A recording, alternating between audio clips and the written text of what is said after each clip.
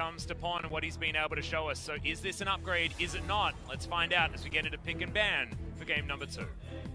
Sandbox Gaming jumping onto the blue side. Their big surprise, and there's been one in every draft they've done so far, was the Draven.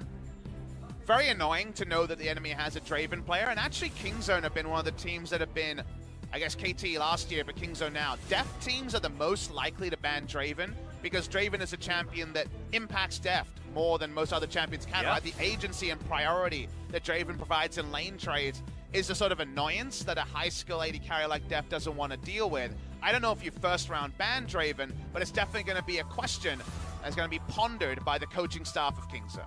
Well, Urgot going to be taken off the board. That Draven still going to be available, but Aatrox is also still up. So Kingzone probably considering banning that one out. Sandbox probably leap at it for that first pick. Flex so many different ways and is going to be banned away. So now, what is going to be the priority for that first pick? A lot of people would say Galio, and Galio already quickly going to be hovered here by Summit. It's locked in. There's no counters to Galio, and apparently it's a support. Who knew? That's true. So this is definitely a game where we could see it because Joker played it in the support role. Again, I'm not a big fan of it, but I think situationally the flex can make a lot of sense. Against Illusion, for example, it can be strong because of his medium range. And do notice, Illusion is available and likely to be locked in again for one of the members of Kingzone Dragon X. They could just lock in a bottom lane here as well, take away that Thresh as well. Or he could just hunt Galio, because mid lane Lucian against true. Galio, we've seen in the LCK, can be a pretty hard counter. Can you chase him top lane? I would say yes, given that Lucian top is both a meme for Huni and a very potential strong laner. So I want this to be a flex Lucian. I would be disappointed if they just disregard any further thoughts and put it in the bot lane. Well, now we've got the Galio Camille combo, which certainly can still be used from a bottom lane Galio there as well, as now Dove, what is he going to pick up? Are they going to reveal their hand here as the Jace to be locked in? Be a difficult matchup for the Scion. Can he get a little bit bullied, but we've seen both sides of that particular matchup as Neon, is he going to do a nuke duck for us? This is so risky against Sandbox. They've played support Galio. So this Vayne may not be hunting who she thinks she's hunting. I understand the theory. It looked very strong in LEC. Has been played there a couple of times. It's too risky a lock-in. That's why you do see them pivot away. We're going to see a Zoe, and this is not Pawn Zoe. This will be Neon Zoe. Most likely. Still a chance it's in the bot lane. Perks played it in the LEC for G2 Esports already. So right now, Kingzone and Sandbox, on paper you think you know stuff, but if we know anything about LCK Summer or LCK Spring 2019, we know very little about the champions till 20 seconds into those lock-ins. Yeah, so Scion is probably going into a solo lane. We know that much, but otherwise everything's still looking very up in the air. Sandbox, in theory, we know where all of these champions are going, but not when it's in the hands of these guys, because Joker can be picking that one up in the support position. They're banning away the Braum. Could this mean they're also hunting for an Ornn? It's a very, very curious ban, Atlas, because you like Braum against Zoe, right? You like Braum against the Lucian culling as well. So it does seem conspicuously Ornn related on the side of Sandbox Gaming. Wonder if it's a mind game or a next level. Alice are going to be the second ban here. And the Darius banned away from Kingzone, not wanting to get summited yet again in the mid lane if they do decide to put the Scion there for some reason. Certainly a lot of options, but Neon's probably going to be playing that Zoe over there. Be a takeaway on the Kha'Zix. This is actually Kuz' probably most famous pick out of the jungle. Played a lot of it for Longzhu Gaming when Kuz was a Royal Rotor. Feels like a while ago. That was 3 splits ago. Yes. Longzhu Gaming pulled off the fairy tale win over SK Telecom T1 in the grand final of LCK Summer 2017. Sandbox have hard engage and a strong laner, but they aren't really bound to any particular comp. You could go Vladimir Dive here. You could also return to the Draven if you're feeling confident. We're seeing what the bot lane choice will be. Taking a little bit more time to think about that AD carry. We do know it will be solo lane on the Galio. That's finally revealed, as Joker will once again return to his Thresh. What is Sandbox going to do here? Is it Draven Thresh again? If your read is, if Tucson and Def don't pop off, then maybe we win elsewhere. Going for about the strongest blind pick duo lane might be a good way to halt the advance of first Kingzone's bot lane and then Kingzone Dragon X as a whole. Yeah, I actually don't mind it whatsoever because the top side of the map is also very stable with what they've put together so far. what can Kingzone do to lock this one up? And it will be that infamous Tahm Kench for Tucson, which has been a linchpin for him and a detriment for his entire team in the past. But with Illusion, is that exactly what you want? Yes, you can pick him up while he's using the culling and shoot it out of your belly, but that's not necessarily the type of lane that you want to pair with Illusion. It definitely looks like turret dive bot lane all day long if you can on the side of Sandbox and leave Jace a bit isolated on the top side. OnFleek's aggression on the Camille has been right up there with the best. He is certainly one of those young, up-and-coming junglers who can put the full solo queue-esque aggression into that Camille jungle pick. Sion versus Jace. Sion actually has a lot of priority early in this matchup, even though you think of Jace's priority. He's going to go Klepto and try to farm out. And you need a pretty certain item build that we didn't see from our earlier Jace. No. In the LCK, you need Blade the Ruin King and Black Cleaver to have really any chance of out-trading the Sion. So we will watch that matchup very closely. The fact that you've got Tucson on Tahm Kench, you already feel like a draft win on the side of Sandbox Gaming, because while he can play the champion, it removes him from his natural tendencies and puts Kingzone's duo firmly on the back foot. Exactly, especially when we know exactly what Ghost and Joker were able to accomplish in game number 1. Sandbox just trying to turn it around, run it back again. And it's going to be OnFleek this time, wielding the Camille, and Cuz going to pick up his champion from game number 1 in the Kha'Zix. So you can see it on your screen right now. Neon going to be debuting here for Kingzone as Pawn has been subbed out. And his Zoe will be taking to the Rift to see whether he can turn around what have been some poor fortunes so far for Kingzone. Kingzone's solo laners need to perform in this game. They both have matchups where situationally you can win pretty hard. Mid lane is a scaling matchup. Sion as the early game side of the matchup. Hear the crowd cheer. Crowds are going to be needed. You need extra wind in the sails after a rough game 1. Exactly right, but you can see it's not exactly an audience that buys what the teams were selling in game number 1. Can they find something worthwhile in game number 2? Congratulations on the professional debut of Neon in Korea. Has never played in LCK or Champions, despite being a pro player for a while. Visual bug there was very amusing. Yeah, on a Rascal. bit of skating. Everyone's a bit faster sometimes than we're used to. Yeah, especially Sion. Glad that he's in almost every single game. There's a lot of different things you need to think right now. If you could pause the game here and listen in on the comms, it's all, how do we stop 2-camp OnFleek on the Camille from stealing away a big buff? Because we saw a score go from red to blue on the bottom side of the map last time. Blue side Camille can also make top side plays. And how about a turret dive play that seems pretty scouted out by Kingzone Dragon X? Exactly. They know exactly what's going on with Summit here. Okay, Shock Blast does get damage onto 2, but thankfully for Sandbox, they do make it out with just that being the eventuality. Good positioning from Tucson just to avoid anything more. I feel like that must be a solo queue trend from OnFleek that's being revealed into pro play here, because they were 100% sure it wasn't going to be a red buff to blue buff bot side of the map play when it comes to the jungler. The reason why you might expect that, the reason why you might be more confident this game than others that it'll be a Camille top side play, is because vertical jungling around a Jace is the god tier, allows him to overextend and get more autos in.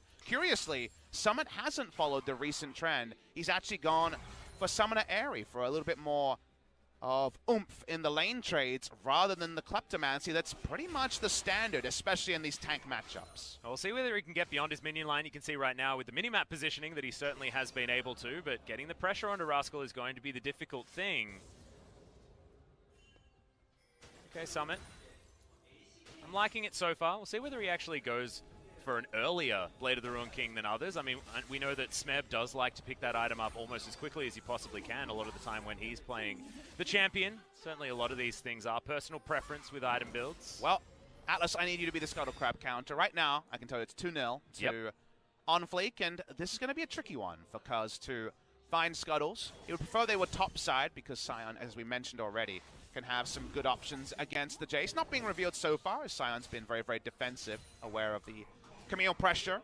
Yep, you can understand that you got to fear her from level 2 onwards, which was hit very, very early. And we also want to temper our expectations around Rascal as a player, because although I was happy to see him finally get a starting spot, he always looked capable on Kingzone in the past when he was subbing in for Khan. He actually lost reverse matchup pretty hard in the Kesper Cup and hasn't really impressed so far in LCK Spring, so he's still growing into his role, and the clothes don't fit as tightly. He understands that he's now a starter after multiple years of being a sub, but so far Rascal hasn't really put his best foot forward in LCK, and maybe he needs a big performance to begin a good trend. Well, speaking of beginning things, we've already got the turret plating being taken down to 4 on the bottom side of the map. Sandbox pushing in, grabbing that extra 80 gold for the bottom lane each. Cuz stealing away the Wolf camp was almost collapsed on, but the Camille going to be answering it here on the bottom side of his map there as well. Some nice play from OnFleek, immediately punishing. But I don't think that Wolf camp was actually there. I believe he got a Gromp and then had to move on. Calculations against this lane for the Tahm Kench are very frustrating, because if you're stunned at the wrong point, those extra Draven autos overkill you by 30 damage, and your Grey health still available, but you're in the death chamber. So not the easiest, really punishing lane for the duo on the side of Kingzone. And maybe this is the real reflection of what we were speculating, which is... Oof. Tucson actually putting that Devour on cooldown could be a big deal. Yeah, exactly. Hook doesn't land because Deft got out of the way. If Deft and Tucson are counterpicked, Tucson not on an engaged support, Deft having to deal with a Draven, can Kingzone Dragon X win? Can they find pressure? And speaking of pressure, OnFleek is waiting for his Camille cooldown. You can see 3 seconds on hookshot. Yeah, Rascal going to get slowed down here, gets bonked back towards OnFleek, who doesn't quite have that hookshot available just yet. Redemption going to come in from Naeon, but he's still going to go down most likely. Hookshot's going to be there. The flash, and OnFleek nails the gank topside for first blood. That was actually pretty next level when it comes to how to play that out. Everyone was aware of cooldowns. OnFleek held his hookshot for a long time and doesn't end up taking bonus turret shots either. Pretty clean stuff, pretty on fleek if you ask me, is actually Joker forced to flash. Yep, both of these 80 carries completely out of mana. The hook is right in there. Tucson uses the cleanse that he picked up to start this lane off. And okay, he just tries to throw a caster minion at Ghost, but it's a little bit optimistic there from Tucson. Kingzone fighting back bottom side is certainly good news for them, though. Getting that kill through the annoying redemption heal as well. I know. Pretty next level stuff. OnFleek gives no mundos about clearing camps. He wants to gank again, and he's got to wait about 8 seconds for hookshot. Yep, Rascal shows himself, and now there is no flash. No flash on OnFleek either, but Rascal will lose a lot of his health bar here. Doesn't have the ability to be that choo-choo train, and they are going to finish this one off. Summit not even going to get knocked up, so he'll keep most of his health bar. We're just learning about damage ranges here. Press the attack, and Jace, thank you very much. They get a secondary kill. This is just the ultimate dunking on a man short of confidence in Rascal. Yeah, absolutely. It's certainly not what you want. And what is it with players from Kingzone getting smashed in the early game? Khan also struggling with it a little bit in their first series. But your heart goes out to Rascal this time. We know his confidence is low. Look at how he plays this. He had already started kiting back. He was just doing his best to buy time. This is the first replay, so he does eat extra damage. I was like, wait, he actually dodged the EQ. But when we get the replay, he dodges the EQ on this play. He takes the minimum damage. He gets under turret at about 1,000 health. It doesn't matter because everything perfect on the end there from Sandbox's duo. Summit and OnFleek are looking like one of the scariest top jungle duos to deal with in the LCK. Yeah, which is a really scary thing to talk about because we've got some pretty insane top jungle duos. That's a really nice playback. Tucson not going to offer any damage in, and thankfully there were minions in range, so the turret not going to get aggressive. Ghost already down relatively low, though, and he's got a BF sword to the Vamp Scepter that was picked up by Deft. Certainly good news here for Sandbox, but it's Deft that's able to throw through the piercing lights. Deft stays within 15 CS. They will feel pretty happy on the bot side, so turret plates might have to be the objective from Ghost and Joker. Already got one, so if that is the case, then they've got pass marks so far. The pass mark for Sandbox, if you're the coach and you're saying, how do you want this game to play out? Obviously, you're just ecstatic about the 2 kills topside. That's more than you could expect. Yep. 1 would be the kind of dream scenario there. But winning the top lane for the Jace and then the ults, the Camille ultimate into the Galio ult being used bot side to get a double kill, that's what a one game looks like. That's what an early game plan looks like. Because they've got the snowball topside that as a bonus, the reliable part is Hextech Ultimatum, Hero's Entrance, and Draven damage. They haven't even got to those cooldowns being available. Well, speaking of which, that is now a culling on cooldown on the bottom side of the map, as Deft is just trying to bully Ghost out of that lane. Not necessarily something you'd expect in the Lucian versus Draven matchup, but things are going well.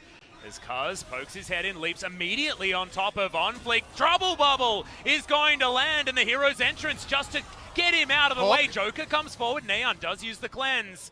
And his flash also on cooldown as well. I could have sworn OnFleek was going to go down, but saved by the rest of his team. The model there of the Galio interrupts the paddle shot, and the hook lands to get a defensive summoner out of Neon. He used his real flash through that play, by the way. You can notice it there on the right side of the screen. So that time, Joker's Thresh comes up clutch. Does mean the first hero's entrance isn't used on Deft. So really the only big winner out of that play is Deft. Yes. Well, he's going to win out of this trade here as well, as Ghost goes down very, very low. Kuz going to be able to take the Cloud Drake as Drake #1, as he's going to eat some honey fruit, but OnFleek wants to find this hook shot. Nails the stun there, but Neon gets the Trouble Bubble through the wall. Kuz very, very low, and OnFleek finds himself on the wrong side of the rift. He'll be taken down. Deft grabs that kill, but it's a trade immediately as Kuz falls. Joker can be devoured at this point, but that's going to be on cooldown. He's going to get out of the way for now, as the beach ball not going to find the dove. He'll make his way back to mid after a 1-for-1. So 1-for-1, all things considered decent. Does mean Camille has a warrior enchant and then some early in the game. This is a result of those early ganks, and Summit saying thank you very much. Waiting for the first combo of ults, but still Sandbox noses ahead, and still their early game plan of punishing in the scenarios where they're strong is a lot more zero-sum, and so far a lot more successful than Kingzone, who escaped with a red buff on Deft, but not much else. Watching the replay here, able to maximize damage and I believe immune the Trouble Bubble there. It didn't look like there was any sleep effect onto the Camille because of the timing of the Hextech ultimatum on the back end of this trade. Deft picking up the kill means he'll have more gold than expected, so the Blade of the Ruin King might find him some good news bot side, but otherwise things come up Sandbox Gaming. Yeah, they're going to shove this wave forward, and I believe Deft will then show us how much gold he's managed to pick up for himself. He hasn't been back to base for quite some time. Going to finally have a CS lead in this lane as well, to the tune of about 5, but now that Ghost has picked up a Vamp Scepter, he's going to be a little bit more happy as Deft just gives him a parting gift in the culling. Joker just putting down a fake W there. Faux lantern, yep. Faux lantern in order to indicate that Ghost was getting to lane faster and perhaps deny a turret plate. He was successful in denying the turret plate, so nice little gamesmanship there. Again, we're focused on the hooks he's missed, but the gamesmanship on the Thresh has been very good. He's trying to play around what could be there as much as possible. And look, it's a 3-0 record so far in the LCK, so you can't doubt him just yet. And yes, OnFleek looking to make it another Rift Herald this series. Managed to get the last one, and we'll be starting this one up at least, Kuz, I don't believe, has any idea, because look at this topside vision that has been put together by Sandbox, and that's been given to them with how far ahead Summit managed to get against Rascal with those couple of ganks. 22 CS as well, and the Black Cleaver is already there. Will he have the right item build? Yet to find out. The next item should be something like a Blade of the Ruin King if he wants to just go 1v1 against Rascal all game. And if Kings don't want to level up, I think they want a lot more out of Kuz, a player who was always a solo queue star and streamer before he became a pro gamer. He was a Royal Roader, but on a Kingzone lineup where he wouldn't have had to do much talking, right? He had some of the big veteran, loud voices on his team. Primary engage has been something he's struggled on, but Kha'Zix's been something where he's been very strong. However, if you don't have a strong engaging mindset and you play Kha'Zix, you're kind of waiting for your lane to say, yeah, there's a kill here, or yeah, there's an opportunity here. I don't know if he's getting that from Kingzone, because so far, if you think of Kuz, Kesper Cup, and in the LCK, it's been farming, and the game's falling apart because the other jungler's been proactive. Meanwhile, OnFleek is about as proactive as can be as a jungler, especially as a newer jungler in the LCK, and does feel a bit like Kuz is behind the play more often than not. Yeah, and I feel like a lot of it comes down to almost autonomy for Kuz. I feel like he does wait for his laners to tell him what to do, whereas OnFleek is just making plays. He's putting himself in the position to take people down and telling his laners what to do, which feels like an obvious benefit here to Sandbox so far. And if you're in a losing team, it's something that in any sport you can fall into, right? Well, I didn't do anything wrong, but if he didn't do anything, that's kind of the same as doing something wrong, Atlas. I think people miss out on that more often than not. On a good team, he certainly was a reliable hand. I don't want to minimize how good Kuz was in the Longzhu Gaming Summer 2017 season, but when he's been under fire, when the game's there to be won, it never feels like Cuz is the one who's actually winning the game for his team. Well, Ghost was also not winning that trade towards the bottom side of the map. Cuz still has opportunities to make his name look a little bit better here for Kingzone as this game progresses, but we're heading towards 14 minutes. The turret plates will be coming down already. 2-1 on the bottom side of the map. Top side, one has been taken here in favor of Summit, so far it is 3-1. Some extra gold going over to Sandbox, which does equalize out to about a 1.7k gold lead. Speaking of pressure, this is the part of the laning phase where Neon needs to be aggressive, needs to actually make Galio accountable. If we saw this matchup between Invictus Gaming and TOP, which we saw multiple times in the Demacia Championship and also in the first series, it's been one that was played quite a bit between Rookie and Knight. Knight was getting big CS advantage, getting solo kills, and solo kills on Galio are so much more possible with how squishy he is. Yeah. In the mainstream builds right now, obviously with a Rift Herald, there are different priorities, but no CS lead for Neon.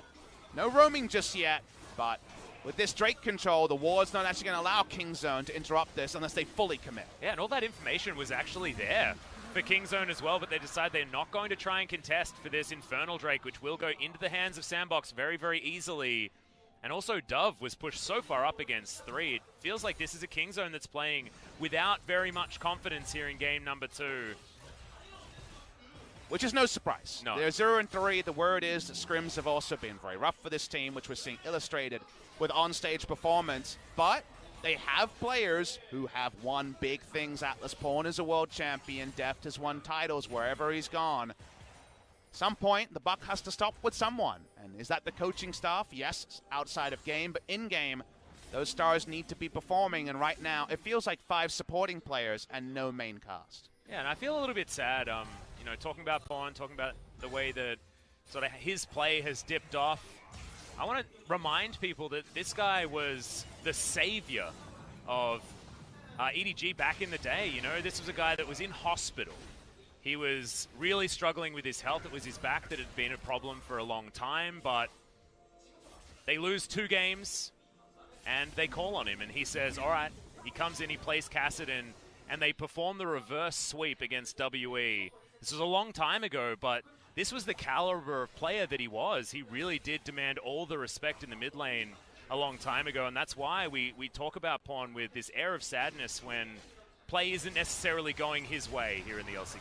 Nice little trade here from Deft. He gets to press the attack procs. A lot of damage onto Ghost. Cuz looking yeah, for it. There's the flash. Gets the leap strike. Doesn't get the W. A hook lands. It's a beautiful one, and Cuz, he avoids the whirling death, but it's not going to avoid the death of himself as the Kha'Zix is going to be taken down. Rascal now has the shield there, but it will dissipate. And Kingzone are going to run away a little bit too far for Cuz. Cuz finds his moment. He's oh so close, but gets punished, and that's how you know the sinking feeling will start for Kingzone. That was the time to try to find an aggressive move, but it doesn't pay off. Onfleet couldn't be there. He's topside here. He's actually just working on the mid lane turret. Gets a lot of damage on it, and Sandbox walk away with a kill. Yes, and they move towards this turret. They will be able to take that one down. Can they continue, as it's only Zoe there in the mid lane, but she should be able to defend. They're not actually interested in taking this one down. You don't know Joker's here. Yeah, overextended on the bottom side. His tongue lash is going to be avoided.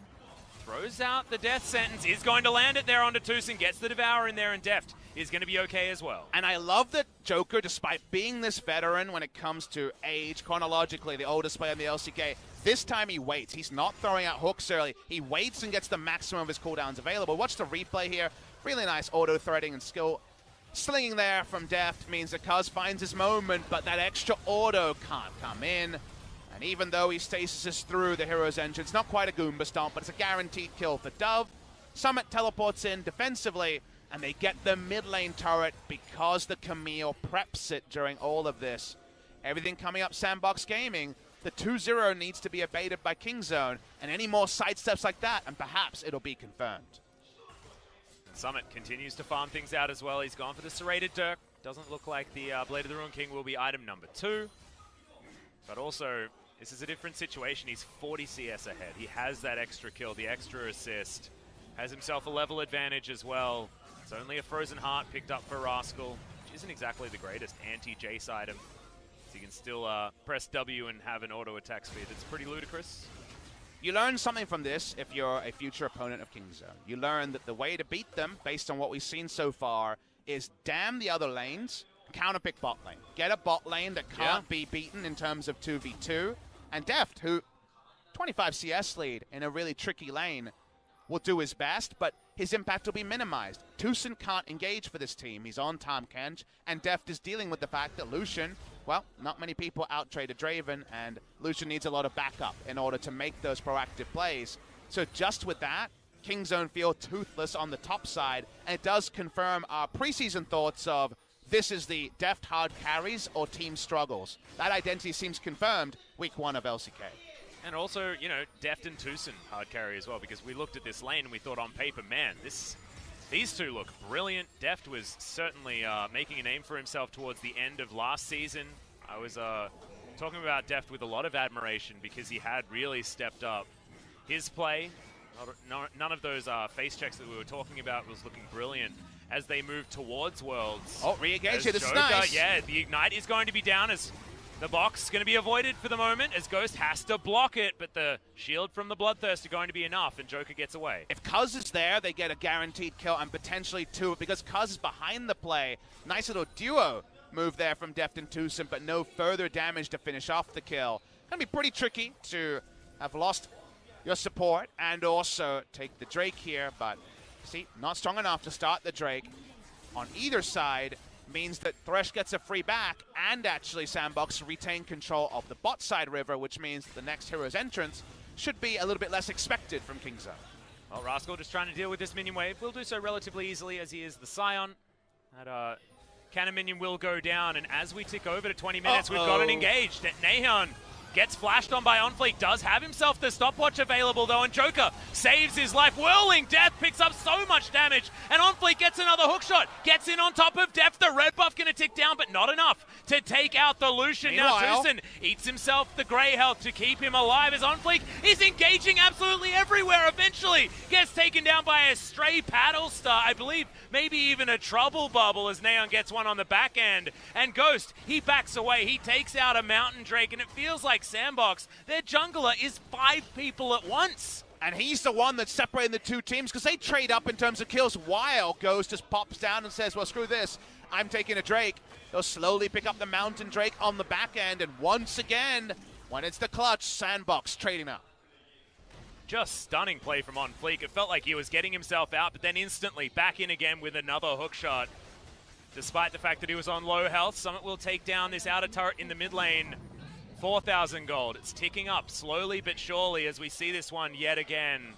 Watch the replay here. Summit knows his assignment as he's separate to this play, but in the play, really nice close there, and the flash taunt, perfect timing from Dove, gets the maximum value. They can't kill the Zoe though, because there's no way to actually channel that taunt for long enough in the belly of the Tahm Kench. The play could have been over here, but Summit had mainlined the fight, and you know, OnFleek probably appreciates that he'll die in this play, but they trade up in a big way. It's a 2-for-1, and the Drake eventually to the side of Sandbox Gaming. The amount of damage that he would have actually done as the jungler in that last fight is pretty extraordinary, though, just with the uptime that he had on so many of his abilities despite his low health bar. So I was very impressed with how OnFleek played that one.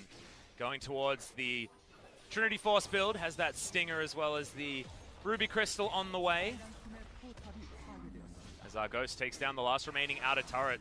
Dominoes starting to fall. Kingzone have no turrets in this game, Atlas, just a Cloud Drake and 2 kills. And what did you talk about earlier on in the day as well? Hits about 22 minutes and you have a feeling who's going to be winning the game. Kingzone really going to have to buck that trend if they want to get anywhere near a victory in this one. Not impossible. Jace versus Scion, the biggest difference between the two comps means that when it comes to frontline, there's not a lot, but sometimes OnFleek can be a one-man frontline, and Neon is pretty exposed. Yeah, Dove going to be the goalkeeper here. Does get all of his damage down. Tucson has to use that Devour, means Def now has to be a little bit more careful. We've got this fight erupting on multiple fronts as now Ghost with the full shield is going to be there, and Cuz, the Whirling Death, going to be blocked by Rascal, so it comes back a little bit prematurely, and Kingzone will limp away from this one. Naeon is so extraordinarily low, but can be very, very tricky to pin down in these team fights. Hero's entrance not going to get anyone knocked up as Kingzone. They're just getting lower and lower. Finally, the accelerated shock blast gets it, and Summit jumps his way forward with his hammer out. So much damage from Sandbox as they just clean up the low health members of Kingzone. This will be the ace and a triple kill coming in for Summit. It's close to a clean ace and Baron as well for the side of Sandbox. 5 for 1, and they turn onto the Baron. The firing squad was there. The firing squad was Sandbox, and Kingzone had nowhere to run. They were literally backs against the wall, and Kingzone just had to stand there and watch as they fell down. The Jace poke, oh so important as well in that fight. You're going to have a look at this one again, and the positioning just didn't work. And because he was popped over, Neon knew he had to eat some damage, but Dove actually gets the full rotation, almost 100-0, onto the Zoe there to start the fight, and then the moment you're cutting to the left, you know you're done here. There's 2 high health bars and mana bars on the side of Sandbox. Ghost doesn't play it ideally and has to reset his positioning, but there's no more beef here for Kingzone. They allow Rascal's health bar to be used, the Devour to be used on the Scion, thank you very much, and you just walk up and know that it's either a clean ace or close to, and close to is good enough for the side of Sandbox Gaming. Yeah, we heard in the pregame that Dove is a little bit underrated. A lot of the players talking about that, and honestly, he did the full round of spells on the Zoe and then did exactly the same thing to Cuz and almost 100-0'd him as well. So that started off as basically a 3 versus 5. And that's the thing, Atlas, is that people say that Galio is easy. It's actually been said on our Trash Talk here when it comes to Galio execution, and a question by our interviewer on how to play Galio better to Showmaker. He still managed to make Galio look impressive. He threaded the needle, and actually his skill order was relevant, not just leading with taunt. So really nice stuff coming through from Dove, and now all the good news can be piled up and all the early game sins from both sides can be tabulated. Seems like Kingzone Dragon X needs to spend more in the confessional booth, because right now we're knocking on the inhibitors going down on the side of Kingzone. It felt like it was a 4,000 gold lead for a long time. Now as we look up to the scoreboard, it's approaching that 10k mark. Another redemption comes in. I believe it might have been Joker's one. Not quite sure I remember, but we've just got Baron buffed minions smacking their heads against these turrets. Sandbox Gaming, so many different options. Not very many wrong decisions to make here as, Kingzone going for one last-ditch effort, and Ghost still hasn't fallen down yet. Hero's entrance just to zone everyone away as Cuz gets hit by the Whirling Death, but does survive for the moment. First kill will be over to OnFleek as Kingzone start this one up.